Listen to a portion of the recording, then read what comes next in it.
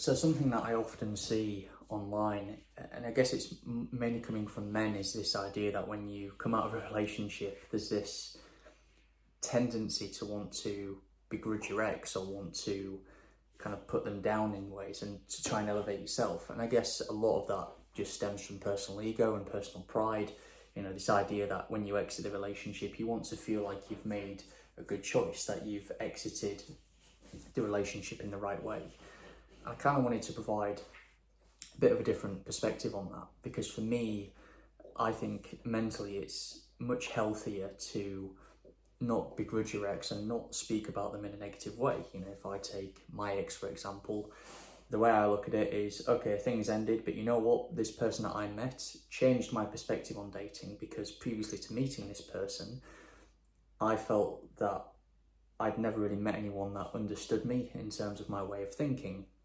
how I view the world, kind of my experiences and how it's informed how I perceive things. And that person changed that. And when I exited the relationship,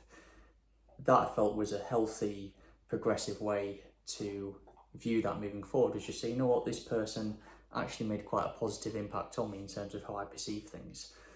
Now, one of the points I've made in a previous video was this idea that perception is greater than reality. And what I meant by that is how you're perceived will ultimately dictate how you are judged, regardless of what happens in reality. And to me, if you have a habit of talking negatively about someone you were with previously,